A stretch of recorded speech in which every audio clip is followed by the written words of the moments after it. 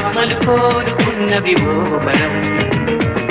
రూపురేఖలు వేరట, ఊపిరొకటే చాలట, ఆవరాన్నే స్నేహమంటున్నాం మనం. కంటి పాపని కాపు కాచే జంట రెప్పల కాపలాగా నిండు తెలిమికి నువ్వు నేను నీడనివ్వాలి. స్నేహమంటే రూపులేని ఊహ కాదని లోకమంతా నిన్ను నన్ను చూడగానే నమ్మి తీరాలి.